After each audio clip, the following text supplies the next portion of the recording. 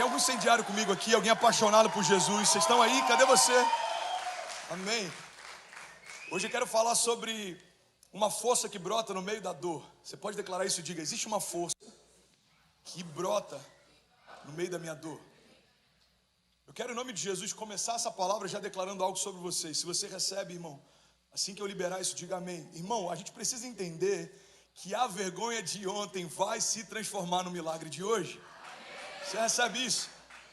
Aquilo que era nossa vergonha em Deus se torna dupla honra. Então uma vergonha familiar pode transformar você num canal de cura para famílias.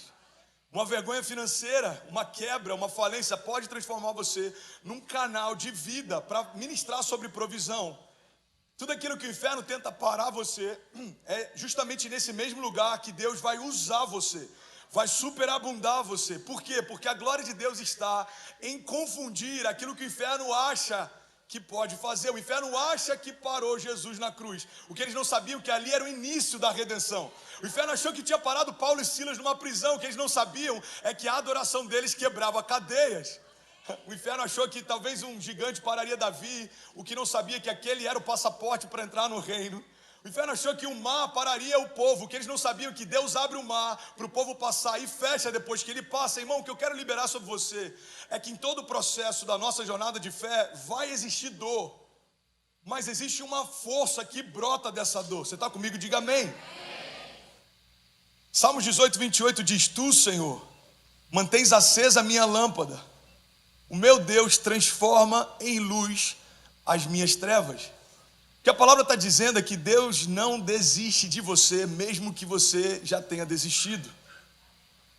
Tem uma passagem que eu amo, a Bíblia diz que Ele não apaga o pavio que fumega. Todo mundo aqui que já soprou velinha no aniversário sabe muito bem o que isso significa. Sabe aquela vela que você sopra 10 vezes e ela, do nada, ela parece uma fênix, ela ressurge? Deus está falando que a gente é assim, para Ele. Por mais que a gente possa estar fumegando, Ele não vai apagar em definitivo, porque o fogo queimará sobre o altar e ele não se apagará. Então Deus está dizendo: eu não desisto de você, eu mantenho acesa a sua lâmpada, eu transformo em luz as suas trevas. Você está comigo? Diga amém. Então eu quero começar a mensagem de hoje estabelecendo um princípio fundamental, que se a gente não entender isso, a gente não vai entender muita coisa na jornada. O princípio fundamental da tua existência é que você foi criado para gerar algo eterno. Você foi criado para criar algo eterno. E é por isso que, se você gastar toda a sua vida com coisas que só terminam em você, você pode ter sucesso segundo os critérios dos homens, mas você vai se sentir vazio dentro de si. Por que tem gente que alcança o sucesso profissional e ainda assim se sente vazio? Porque não existe nada pior do que um sucesso completamente vazio de propósito. Então a gente tem que entender que, se a minha natureza é criada para a eternidade, a única coisa que preenche ela são frutos que eles vão ser gerados para a eternidade. Você foi gerado para a eternidade.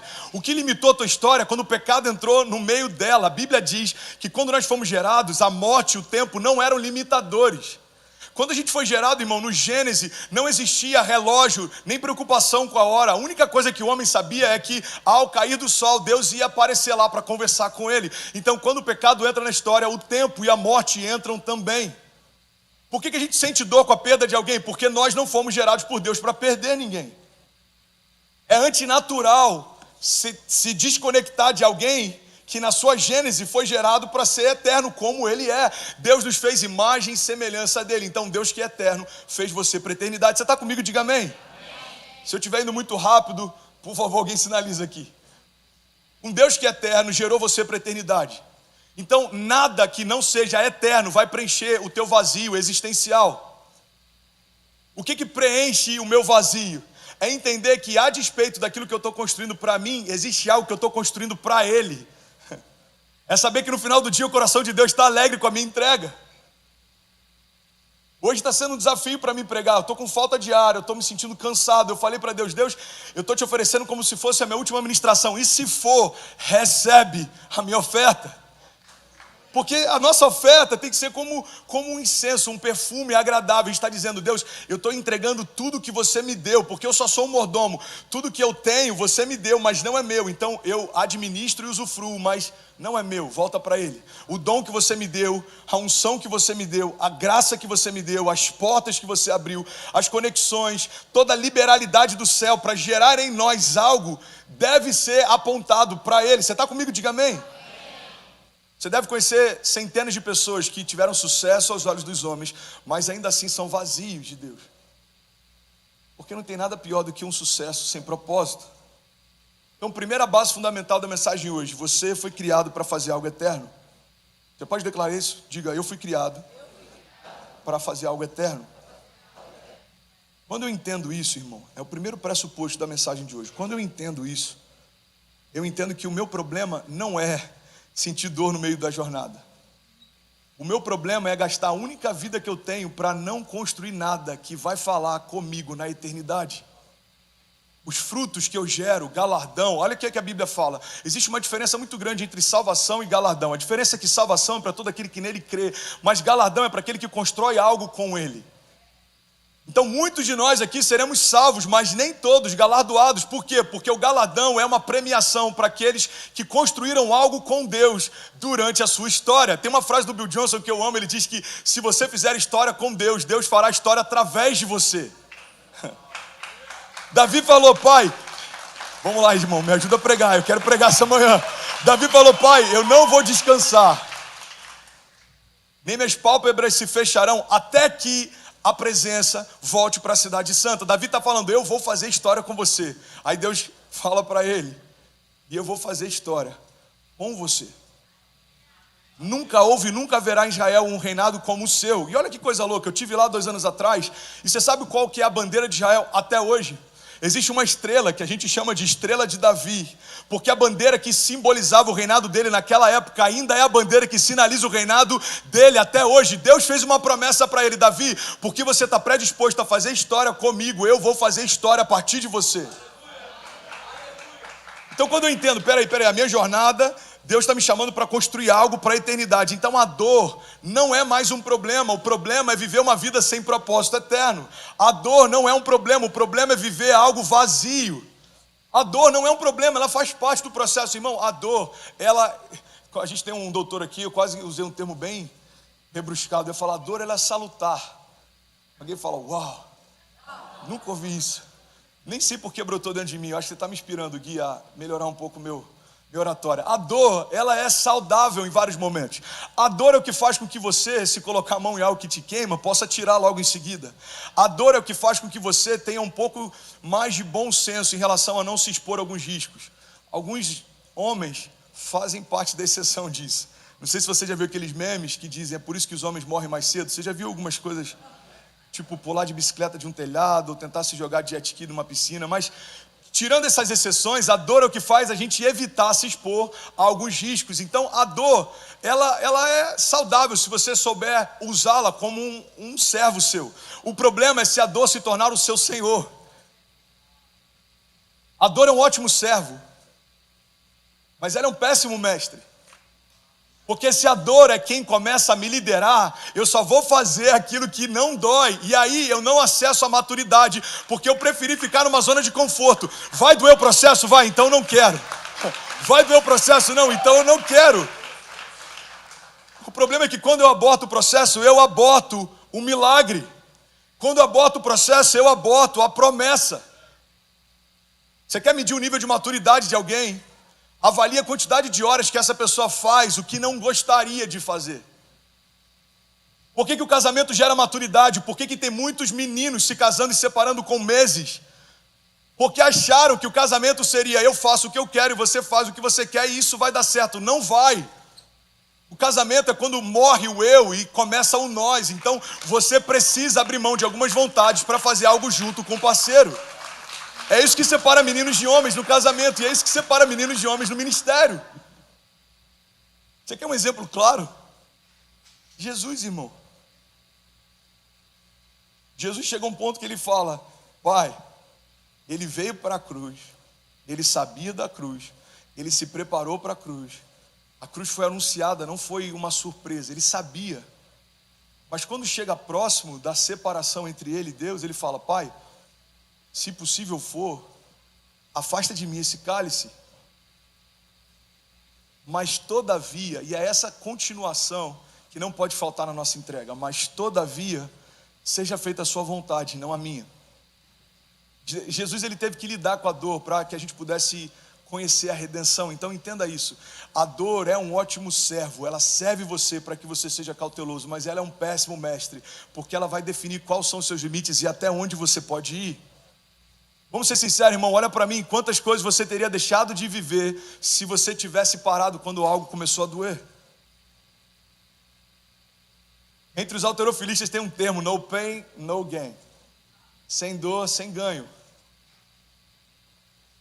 Quem é pai aqui sabe muito bem do que eu vou falar agora. Os nossos filhos, quando estão crescendo, eles começam a enfrentar algo que a gente chama de dores de crescimento, growth pains. Eles começam a sentir dores, câimbras, a perna está alongando. A Cecília parece que cada dia que ela acorda tem 10 centímetros a mais, é algo sobrenatural. Só que o crescimento gera dor. Mas o que a gente aprende acompanhando o crescimento dos nossos filhos é que é muito melhor a dor do crescimento do que a dor da atrofia. Irmão, eu prefiro doer, sentir dor porque estou crescendo, do que sentir dor porque parei de crescer. Você está comigo? A dor está envolvida em todo o processo: maturidade, desenvolvimento, romper, avivamento. A dor está envolvida em toda a história da humanidade. Então, declara comigo, diga: a minha dor não é o problema. Diga: a falta de entendimento sobre o meu destino é que é. O meu problema não é a dor, o meu problema não são os gigantes, o meu problema não são os inimigos, o meu problema não é o inferno. O inferno está fazendo o papel dele, irmão. Irmão, pega essa chave. O inferno vai sempre se opor a você. E tudo bem, porque esse é o papel dele. O problema não é se o inferno está fazendo o papel dele. O problema é se você não está fazendo o seu papel. Porque se todos os dias, quando eu acordo, se o inferno já se levantou para se opor a mim, mas eu não me posicionei para que Deus coopere a meu favor, então fui eu que me sabotei, não é o inferno que me parou. Só quem pode parar alguém mergulhado em Jesus é você. É quando você se sabota, é quando você desiste, é quando você para. Agora o inferno não pode parar aqueles que estão mergulhados em Deus, aqueles que confiam em Deus. O Senhor é o meu refúgio e a minha fortaleza, socorro presente na hora da angústia. Em outro momento a palavra de Deus diz: se Deus é por nós, quem será contra nós? Irmão, ouve isso. O fato da palavra dizer quem será contra nós não significa que o inferno não tente, significa que Deus não deixa. Mas todos os dias o inimigo está ao nosso derredor, procurando aquele que possa bater. Tá séria essa mensagem, né? Alguém está recebendo algo de Deus? Vocês estão tão quietinhos que eu estou preocupado. Faz sentido para alguém essa palavra? Eu preguei, acho que sobre isso semana passada, retrasada. O gigante não é o problema. E os seus problemas não são um problema. O problema é falta de fé. Isso é um problema. Se você chegar para mim e falar: pastor, eu estou com um diagnóstico médico contrário. Irmão, você pode vencer isso. Eu venci. Tem dezenas de pessoas aqui que venceram. O Miguelzinho, quando era um bebê ainda e venceu, através de uma live, o poder de cura foi liberado, o rim dele foi restaurado, a família se mudou de Indiana para cá. Por quê? Porque aquilo que era um problema só serviu para quantificar o milagre. Diagnósticos servem para quantificar o tamanho do seu milagre. Pastor, eu tenho uma dívida. Você tem um problema, mas você vai passar por ela. Você vai passar por ela. Eu passei 15 anos de idade, eu vi agiotas tirando tudo dos meus pais. Deus restaurou todas as coisas e fez infinitamente mais do que tudo que a gente perdeu. Então, pastor, o que é um problema de verdade? Um problema de verdade é se você não consegue crer que Deus pode fazer o que disse que faria. Aí você tem um problema de verdade. Porque se a Bíblia diz que tudo é possível ao que crê, o oposto também é verdadeiro. Nada é possível àquele que não crê. Então tem muitas impossibilidades que a gente está vivendo porque não consegue crer que o Deus do impossível se move em meio a elas. Irmão, olha para mim. O Deus do impossível se move em meio a impossibilidades.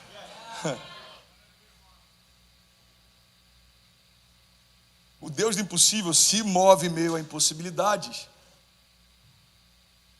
Desculpa a liberdade poética, mas impossibilidades para Deus são a forma pela qual ele se revela. Ele come elas com sucrilhos no café da manhã. O Deus do impossível se revelou para a criação de uma forma impossível. Gerou você de uma forma impossível. Depositou em você visões que para você cumprir naturalmente é impossível. E por que isso? Porque Deus estabeleceu uma linha que se chama dependência. Eu vou gerar você de uma forma que você sozinho não poderia. Eu vou dar para você sonhos que você sozinho não conseguiria. Eu vou depositar em você projetos de futuro que você sozinho não iria. Por quê? Porque você sabe que você só chega lá se for comigo. O Deus que fez você, o Deus que fez para você, é um Deus que quer fazer com você. Você está comigo? Diga amém. Então existe uma força que brota no meio da sua dor. 2 Coríntios 12:10, na versão A Mensagem, diz assim: a minha graça é o bastante. É tudo o que você precisa, porque a minha força brota da sua fraqueza. E quanto mais fraco eu me apresento, mais forte eu me torno. Irmão, olha que coisa linda. O que Deus está dizendo é o seguinte: pega essa chave. Indonésia, Israel, México conectados, já somos mais de 7.000 famílias. Você que está em qualquer lugar do mundo, pega essa chave, irmão. Deus está dizendo que a força dele vai brotar da nossa fraqueza. Então, para você que se sente fraco, eu tenho uma boa notícia: existe uma fonte inesgotável de força dentro de você, ok? O problema não é saber que é fraco, o problema é achar que é forte. Quando eu sei que eu sou fraco, Deus pode operar. Quando eu acho que eu sou forte, Deus vai deixar você fazer sozinho. Deus, fica tranquilo, deixa que hoje eu levo. Então tá bom, vai lá. Pai, tranquilo, hoje está suave, deixa que eu faço. Vai lá. Agora, Pai, se você não intervir, não existe nada que eu possa fazer.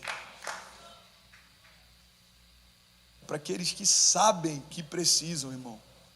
Para aqueles que sabem que sem Ele a gente não pode. Sem mim nada podeis fazer, é o que diz a palavra. Então essa força que brota da dor, ela brota através da consciência de duas coisas. Vocês estão comigo? Diga amém. Eu quero pregar quase uma série. A gente poderia fazer uma série sobre dor, mas eu quero comprimir isso. Eu só tenho 8 minutos e só Deus sabe como que a gente vai terminar. Eu termino no culto da noite, ok? Essa força nasce da consciência de duas coisas. Irmão, olha para mim. O poder da consciência é algo tão forte, a gente poderia falar horas sobre isso. O poder da consciência é o que faz você acessar o que você já tem, mas não sabia. Se alguém tem uma herança absurda, mas não sabe que tem, vive como alguém que não tem. Se alguém tem um passaporte, você tem um green card, vamos imaginar, você nasceu, sua nacionalidade é americana, você não sabe, ok? Vamos imaginar que você tenha 2 passaportes e vamos imaginar que você não sabe que a tua nacionalidade é americana. Você pode viver a vida inteira dizendo: uau, quem dera se eu pudesse ter um visto para entrar, quando na verdade você pode entrar e sair quando quiser. Mas o fato de não saber o que se tem faz com que você não acesse o que se tem. Então você percebe que a consciência é tão importante quanto aquilo que você tem, porque quem tem e não sabe que tem, vive como se não tivesse. Está confuso ou faz sentido? A Bíblia diz que o herdeiro, enquanto é menino, de nada difere de um escravo, até que tenha consciência de quem Deus é. O que a Bíblia está dizendo é: enquanto o menino é menino, não difere de nada de um escravo. O acesso é limitado, mas quando ele sabe que é filho, agora ele passa a ter acesso a toda a herança do pai. Então eu acredito que a consciência de 2 áreas é o que vai fazer a gente começar a acessar força no meio da dor. Primeiro, a consciência da minha dependência. É no meio da dor eu saber, eu dependo plenamente de Deus. Se Ele não fizer, eu não posso. Simples assim. Não tem estratégia humana que seja mais poderosa do que um mover de Deus. Você pode sentar com especialistas, você pode pegar conselhos de homens sábios, mas uma palavra de Deus muda a história. Uma palavra de Deus separa a história em 2, antes e depois dela. Uma palavra de Deus muda tudo, irmão. Pastor, então você está dizendo que eu tenho que me mover sem ter estratégias? Não, a Bíblia diz que a gente tem que ser prudente. A gente tem que ter uma fé racional. Fé não é subjetivar todas as coisas. A fé não é achar que um problema não é problema. Não, o problema continua sendo problema. A fé é saber que Ele não vai me governar. A fé não é achar que uma crise não é uma crise. A crise continua sendo crise, mas eu sei que existe um Deus acima de toda crise. Isso é tão forte. A fé não significa eu subjugar o tamanho do gigante. Significa eu ter consciência do tamanho do meu Deus. Então você não vai sair como um pincher, peitando todos os gigantes, irmão. Eu já falei sobre isso alguns meses atrás. A gente tinha que ter a ousadia de um pincher. Eu vi lá na Disney, no safari, leões, cara, adormecidos. Eu não sei se eles são dopados ou só perderam a alegria de governar porque estão dentro de um aquário há tanto tempo. Você vê leões que estão lá adormecidos. Agora, você vai na casa de alguém que tem um pincher, irmão, parece que a ousadia decidiu morar dentro dele. Ele é pequeno em relação a qualquer pessoa que se apresente, mas ele tem uma firme convicção de que ele é como um leão. Se você procurar no YouTube, depois da pregação, bota lá, pincher atacando leões, você vai ver leão fugindo de pincher. Então, a consciência que ele tem cria um contraste com a falta de consciência que aquele leão tem. Irmão, olha para mim, de que adianta carregarmos a própria vida de Deus dentro de si, se não soubermos o poder que ela libera? De que adianta carregarmos o mesmo poder que ressuscitou Jesus Cristo dos mortos dentro de si, e acharmos que um boleto que não foi pago, ou uma empresa que faliu, ou um diagnóstico médico contrário, é o final da nossa história? A Bíblia está dizendo o mesmo poder. O mesmo, não é um poder similar ou um poder parecido. A Bíblia está dizendo o mesmo poder que ressuscitou Jesus dos mortos, agora habita em você. A Bíblia está dizendo, existe poder de ressurreição em você, existe poder de recomeço em você, existe poder para gerar resiliência em você, existe um poder sobrenatural em você. Ele habita em você. Então, qual a primeira consciência que eu preciso ter? A consciência da dependência. Eu dependo unicamente de Deus. Por que a nossa oração de confissão, gente, a gente declara o nosso único e suficiente Salvador? Porque a gente está declarando, eu quebrei todos os outros altares e toda expectativa que eu tinha em qualquer outra coisa. Alguns confiam em carros, outros em cavalos, mas nós confiamos no Deus da nossa salvação. Como o salmista diz, eu elevo meus olhos aos montes, de onde vem o meu socorro? O meu socorro vem do Senhor, que fez os céus e a terra. Então, quando eu declaro que Ele é único, eu estou dizendo, eu não dependo de economia, eu não dependo de política, eu não dependo de circunstâncias, eu não dependo de nada que é exterior, temporário, momentâneo. Eu dependo do Deus da minha salvação. Eu escolhi quem é o meu Salvador e eu depositei minha única confiança nele. Você está comigo? Diga amém. Salmos 27 diz, o Senhor é a minha luz e a minha salvação. De quem terei temor? Cara, eu amo os salmos, tem tanta sabedoria e poder neles. Se você pegar isso daqui e meditar por 10 minutos num dia mau, você vai ter toda a força que você precisa para enfrentar o teu dia. Olha isso, cara. O Senhor é a minha luz e a minha salvação. Consciência de dependência. De quem eu terei temor? O Senhor é o meu forte refúgio. De quem eu terei medo? Ele está dizendo, se o Senhor é o meu refúgio, eu vou temer a quem? Tem uma passagem, não lembro onde está, eu acho ela linda. Ela diz que o Senhor se irou e das narinas dele saiu fumaça. Nações se abalam. Uma palavra que Ele dá, irmão, divide reinos, muda história, divide a história em dois. Irmão, Deus é poderoso para mudar histórias. Era no passado, continua sendo hoje e Ele não mudou. Você está comigo? Então a primeira consciência que eu tenho que ter é de dependência de Deus. É isso que faz eu ter força no meio da dor. É no meio do caos, é no meio da crise, é no meio da dúvida, no meio do medo você falar, não, peraí, eu confio em Deus. Se Deus é por mim, quem será contra mim? Se Deus agir em meu favor, quem impedirá o seu agir? E a segunda base que a gente tem que ter consciência é da promessa. Para mim, irmão, eu estou terminando. Quando eu tenho consciência da promessa, eu trago à memória aquilo que me dá esperança no meio da dor. Pega essa chave. Você está ouvindo isso de alguém que tem propriedade. Eu estou meio acabado, mas eu tenho 33 anos. Eu sou relativamente novo.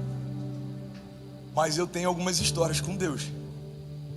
Você já ouviu ela várias vezes, porque eu falo sobre elas o tempo inteiro. Eu acredito que tem propriedade para ministrar milagre quem viveu milagre. Eu acredito que tem propriedade para falar de um Deus que socorre quando todo mundo diz que não dá mais. Quando você foi socorrido por Deus, quando todo mundo dizia que não dá mais.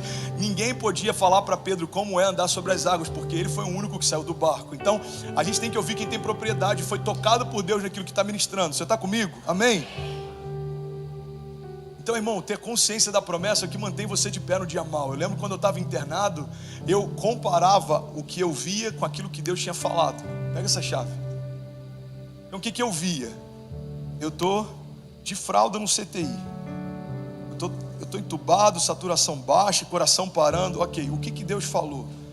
Deus falou que me levaria para nações, eu não toquei elas ainda. Deus falou que me daria voz para minha geração, eu nem comecei a pregar ainda. Deus falou que me daria filhos, eu só tenho uma ainda. Deus falou que faria coisas, eu só vi uma parte do que Ele falou. Então eu comparo a minha realidade atual com a promessa que Deus me fez de futuro, e eu vejo, não terminou, não é o final da história.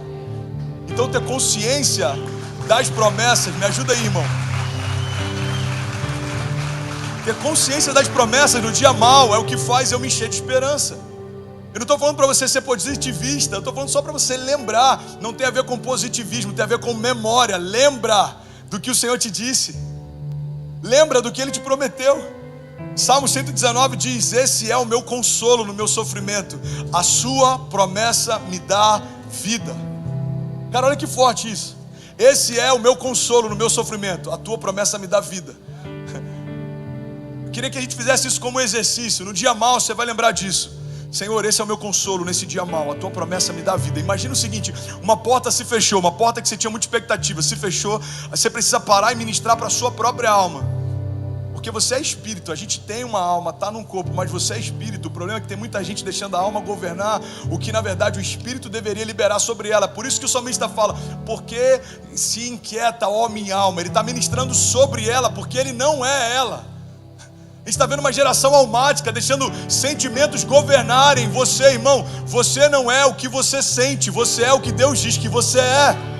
Você está comigo? A banda pode subir para me ajudar, por favor? Senão eu vou pregar mais 10 minutos aqui. Me ajuda, irmão. Você não é o que você sente. Se eu começar a ser o que eu sinto, no dia bom eu sou forte, no dia mau eu sou fraco. Quando outros dizem que não vai acontecer, eu desisto. Quando outros acham que vai acontecer, eu acredito. Agora, quando eu desassocio todo o sentimento da minha identidade, eu sou quem Deus diz que eu sou, eu posso o que Deus diz que eu posso, e eu vou viver o que Deus disse que eu viveria.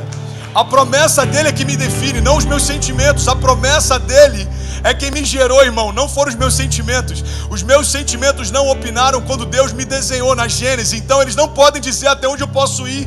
Deus já depositou em mim palavras, promessas, desígnios. Está comigo? Não pega isso, irmão.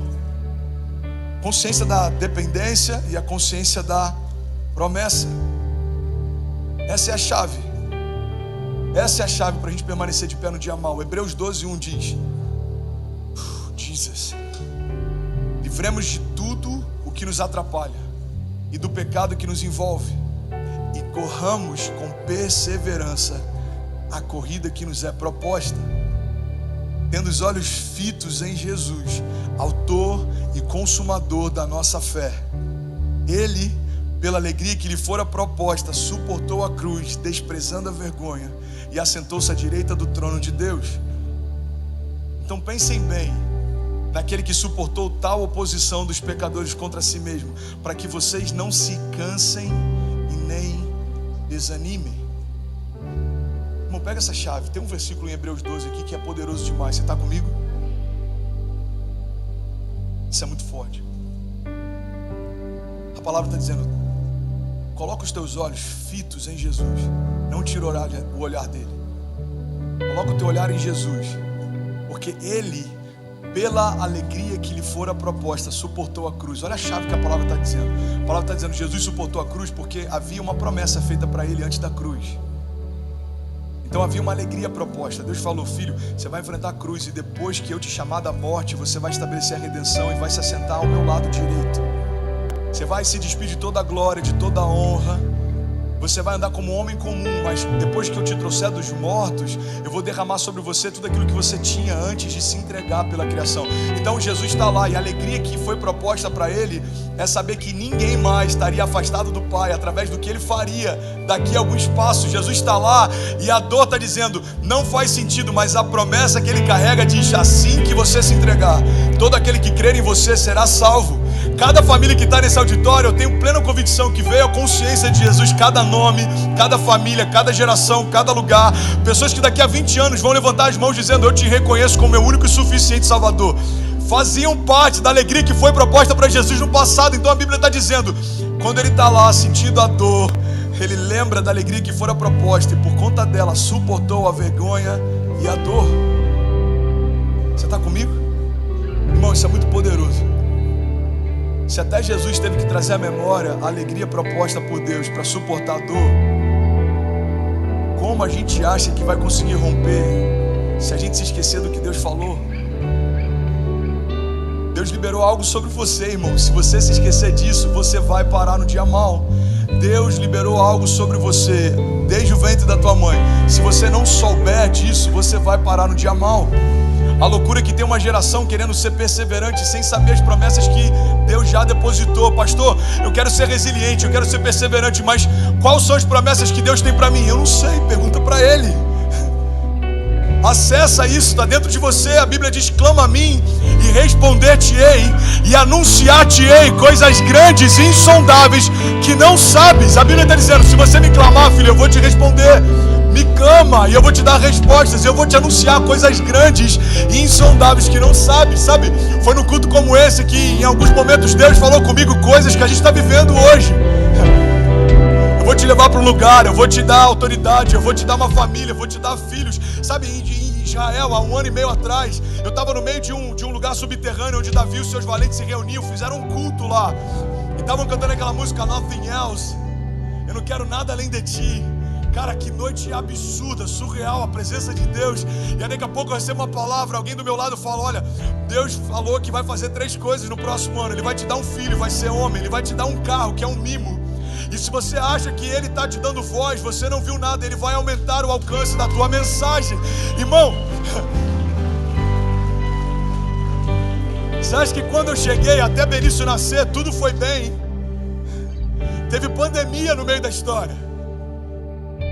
Kezinha grávida, ela teve bipolaridade gestacional no nascimento da Cecília. Agora ela está grávida de novo no país estrangeiro, no meio de uma epidemia. E aí minha preocupação é: Deus, eu creio que aquilo que a gente enfrentou no passado, a gente não vai enfrentar de novo. Guarda a mente da Kezinha, guarda a saúde da minha casa, protege a gente. Irmão, olha que louco isso. O que faz você crer, confiar, não duvidar, não esmorecer, não parar? Eu tenho uma promessa, Deus falou que faria.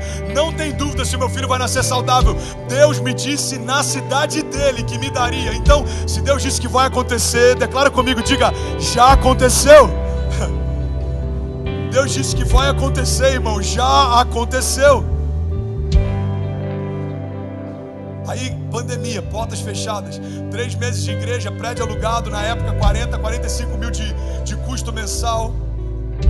E agora, como é que a gente vai fazer? Deus disse que aumentaria o alcance da nossa voz.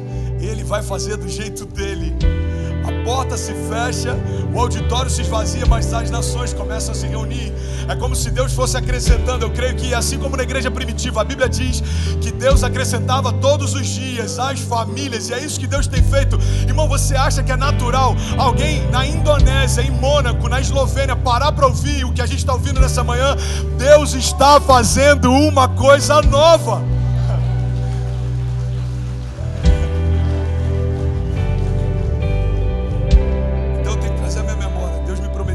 Vai acontecer. Deus me prometeu que faria. Não parece com o que eu estou vivendo, então esse não é o final da minha história. Deus me disse que daria, Ele vai dar. Deus me disse que faria, Ele vai fazer. Deus me disse que me tornaria, Ele vai me tornar. Deus disse que abriria a porta, ela vai se abrir. Deus disse que fecharia a boca dos meus opositores, Ele vai fechar. Deus disse que me justificaria, Ele certamente vai me justificar. Deus disse que nada faltaria na minha despensa. Eu nunca vi um justo mendigar o pão, sua descendência passa fome. Certamente não vai faltar. Declara com autoridade, diga: nada vai faltar. Essa é uma promessa que meu pai me fez. Hebreus 6 diz: de modo que vocês não se tornem negligentes, mas imitem aquele que por meio da fé e da paciência recebeu a terra prometida. Quando Deus fez a promessa a Abraão, por não haver ninguém superior a ele para jurar, jurou por si mesmo, dizendo: esteja certo que eu o abençoarei e farei descendentes numerosos a partir de você. Pega essa chave, eu finalizo aqui. E foi assim que depois de esperar pacientemente, Abraão alcançou a promessa. Hebreus está falando de heróis da fé. Pega isso, irmão. Hebreus está falando de homens que apagaram o poder do fogo, enfrentaram o fio da espada, enfrentaram covas com leões, Mas o que Hebreus está dizendo é que o que eles viveram não tem a ver só com a força que eles tinham, mas com a paciência em esperar que Deus fizesse o que disse que faria. Olha para mim, irmão, eu vou finalizar aqui. Se Deus te deu uma palavra para começar, comece. Mas se Deus não te deu uma palavra para parar, não pare. A sua dor vai começar a ser combustível. A sua dor vai começar a ser uma motivação. Deus disse que faria. Ele não disse que seria fácil. Deus nunca disse que seria fácil. Deus nunca disse que seria sem dor. Deus nunca disse que seria confortável. Deus nunca disse que aconteceria sentado no meu sofá ou que cairia do céu o meu milagre. Não, Deus sempre disse pra gente: seja forte e corajoso. Eu estarei com você por onde você andar. Mesmo se você andar por vales de sombra e morte, ainda assim você não temerá, porque eu estarei com você, diz o Senhor. Você recebe isso? Fica de pé no teu lugar. Eu quero orar com você. Fica de pé no teu lugar.